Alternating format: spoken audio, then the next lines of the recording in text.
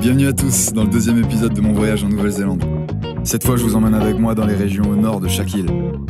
On commence par là. Je laisse la montagne du destin derrière moi, repasse par une forêt, continue tout droit et j'arrive au sud de l'île du Nord.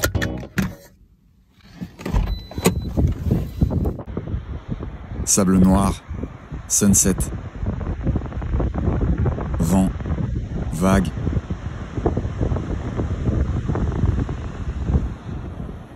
Je peux pas aller plus loin, alors cap sur l'île du Sud.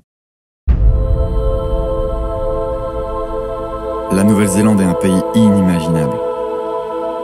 Dans le Pacifique Sud, 2 îles au milieu de nulle part, une biodiversité préservée et unique, un des territoires les plus reculés de la planète et un des derniers découverts par l'homme il y a seulement 800 ans. Ici, certaines des roches ont plus de 500 millions d'années. Situé dans le nord-ouest de l'île du Sud, on est dans le plus petit parc national du pays, Abel Tasman. Seulement 237 km². Salut toi. Ça, c'est ma maison. Une chambre. Je vous montre ce qu'il y a dedans. Bon, c'est pas la suite du Bellagio, hein. C'est mieux. Ça, c'est mon fidèle casque. Et précisément ce soir-là, avant de dormir, j'écoutais Mac. Y a pas grand-chose, le minimum. Casquette sur mon sac à dos, mon lit. Mon coussin, ma lumière, bonne nuit.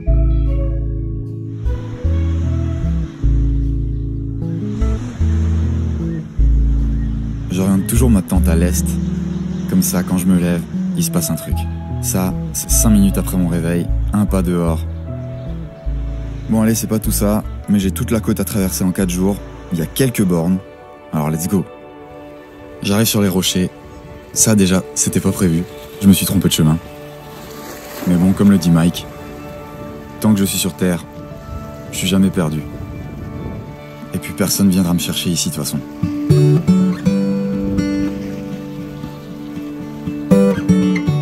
Ces moules sur mon chemin tombent parfaitement bien.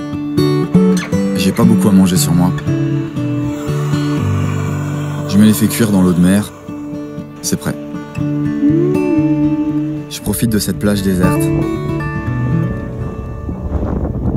Je monte ma tente juste derrière. Ça, c'est un weka. Oiseau menacé, incapable de voler. Pause. Mais en fait, si, il vole. Ça, c'est ma nourriture pour 4 jours. Le premier jour, il m'a volé une barre de céréales. Super! Le deuxième jour, quand je rangeais ma tente, il en a pris une deuxième. Sublime! Et quand je lui courais après pour essayer de lui reprendre, un autre weka débarque sur le côté et part avec mon petit-déj. Il ne vient pas de face, mais par les côtés. Chut, des 2 autres weka que tu n'avais même pas encore vus. Super! Ouais, excellent. Je le recroise plus tard. Il a des restes de muesli sur le bec. Super, allez, chat! Allez! Alors je passe à autre chose. Je trouve un jeu. Fallait faire le plus d'aller-retour sur ce tronc. J'en ai fait pas mal. Bref. Fuck that shit. On passe en mode plein écran. C'est le matin.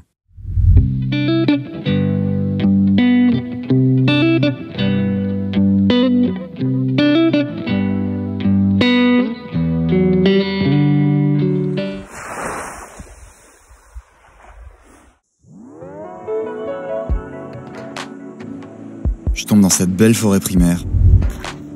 Et mon chemin, je le fais en fonction des marées. Attention, c'est la marée haute. La vie est belle, frangin, je t'aime. Fallait que je me speed, sinon je passais pas cette embouchure. Et 2 heures de détour. J'arrive à temps, et voilà la récompense.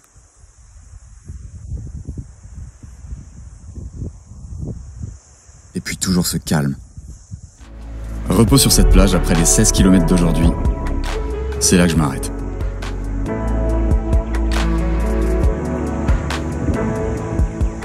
Je pense pas qu'on puisse faire mieux comme endroit pour dormir. D'ailleurs, j'y vais. Vue de la fenêtre, good night. Maintenant, imaginez-vous ce que c'est que de dormir seul sur une plage, à 10 mètres de la mer, dans le noir. Juste le bruit des vagues, ça donne ça.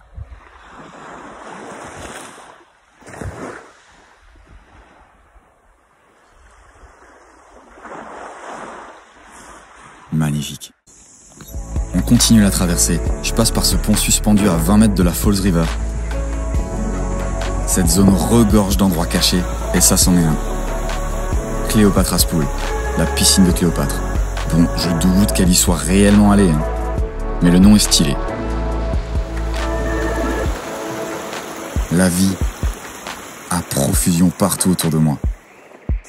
Dernière journée du parcours, aujourd'hui c'est 20 km devant moi, entre forêt, plage, montée, descente et cigales. Beaucoup de cigales. Écoutez ça, je vous promets, j'augmente pas le son. Je termine sans mes chaussures. Au final, 57 km en 4 jours. J'avais descendu toute la côte.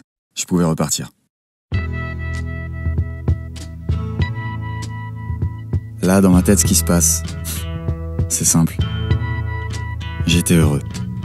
There's something happening here, but what it is ain't exactly clear.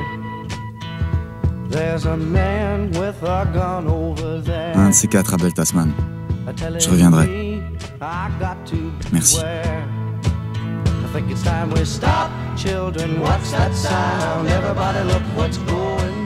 Maintenant, direction l'autre nord-ouest, sur l'île du Nord. C'était quelques jours avant tout ça. On passe en mode plein écran. Vole avec moi.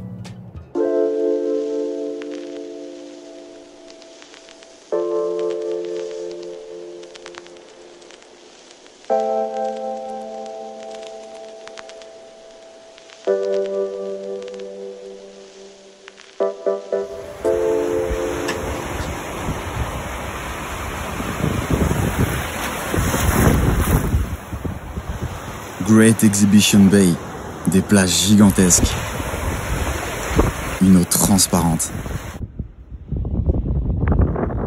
Quelqu'un ? Non, toujours personne, mec. Un sable tellement blanc et fin, et qui en plus fait du bruit. Écoutez ça, c'était fou.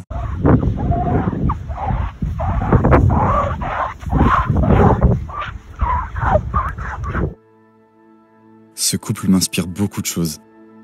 Leur sérénité dans le regard, leur lien. C'était un beau moment.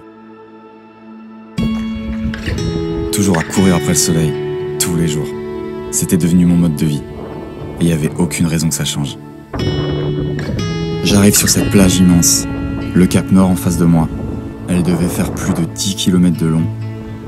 Une fois encore. Y'a personne! J'arrive tellement pas à y croire d'être le seul ici à profiter du spectacle.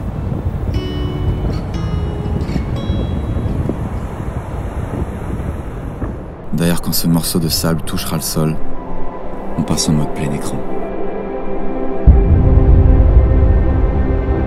Profite.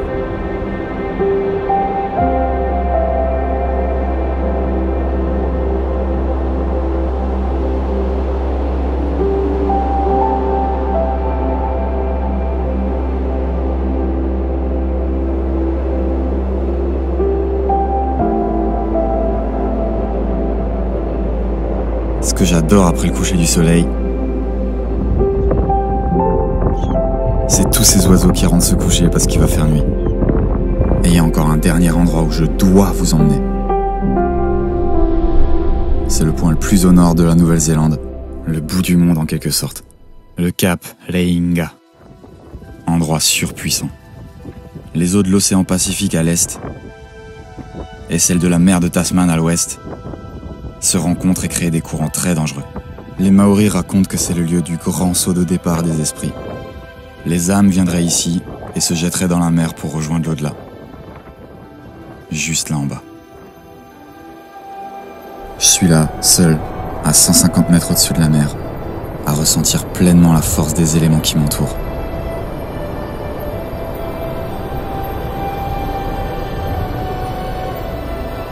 Ce moment-là, je l'emporte avec moi, pour l'éternité. N'oublie pas qui tu es.